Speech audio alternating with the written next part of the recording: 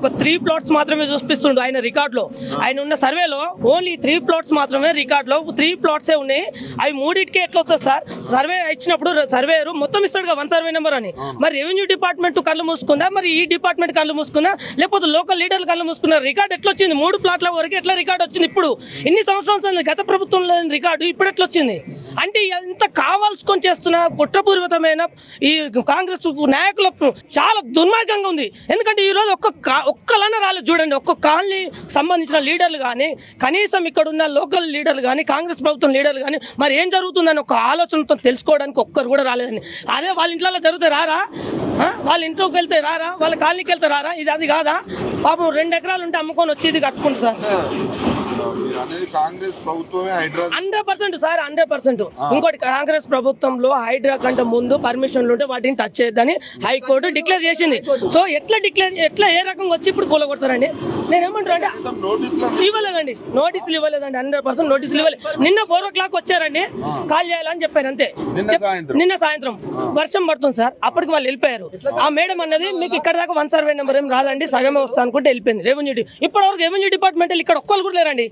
Revenue department వాళ్ళు సగం వస్తుందని చెప్పారు, మొత్తం కూలగొడుతున్నారు. మాకు చెప్పిన మాట అది, అసలు మొత్తమే రాదని గత ప్రభుత్వంలో ఉన్నప్పుడు కట్టుకున్నప్పుడు ఒక్క 1 సర్వే నెంబర్ రాదని చెప్పారు, 12 part వస్తుందని చెప్పారు. ఇప్పుడు 1 సర్వే నెంబర్ చెప్తున్నారు.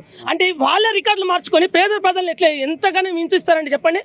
మీ ఇంట్లో మీకు తీసుకోవండి అసలు సీలింగ్ ల్యాండ్ కానీ, అసలు భూములను కానీ, ఇది పేద ప్రజలు మీకు తీసుకోవాలి. ఎంతమంది అన్యాయం చేస్తారండి? నేను ఒకటే మాట చెప్తున్నా, ఈ రేవంత్ రెడ్డి ప్రభుత్వం, హైదరాబాద్ ప్రభుత్వం మంచిది కాదు. మా పరిస్థితి ఎంత సార్? రోడ్ల మీద ఇప్పుడు ఎక్కడైనా గుడిసెలు వేసుకొని పోయి ఉండాల్సిన పరిస్థితి వస్తుంది. ఆ గుడిసెలను కూడా ఉడేస్తున్నారు. కనీసం భూమి మీద అడుగు పెడితే ఆ అడుగు కూడా రేవంత్ రెడ్డి ప్రభుత్వందే. అంత దారుణంగా మారింది ఇక్కడ. గత ప్రభుత్వంలో ఉన్నప్పుడు ఇక్కడ ఎలాంటి సిచ్యువేషన్ రాలేదండి. ఓన్లీ కార్పొరేటర్ అండ్ మున్సిపల్ తరఫున వాళ్ళకే ఉంది. మున్సిపల్ పర్మిషన్ ఇస్తుంది.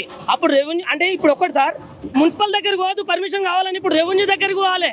ఎందుకంటే సార్ మీరు అర్థం చేసుకోండి, ఇక్కడ రెవెన్యూ మొత్తం ఆట ఆడిస్తుంది. మున్సిపల్ పర్మిషన్ వాళ్ళు సైలెంట్ కూర్చున్నారు. మరి ఎందుకు ఇచ్చినట్టు?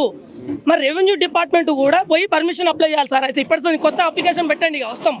రెవెన్యూ దగ్గరనే పర్మిషన్లు తీసుకుంటాం, మున్సిపాలిటీలో తీసుకోము. ఇక ప్రజలారా మీరు మున్సిపాలిటీలో తీసుకోకండి, రెవెన్యూలోనే పర్మిషన్ తీసుకోండి. ఎందుకంటే హైడ్రా వస్తుంది, జాగ్రత్త. ఎక్కడ చూసినా రెవెన్యూతోనే హైడ్రా కుమ్మక్కై ఉంది. ఇది నిజం. పేద ప్రజల మీద పడుతున్నారు.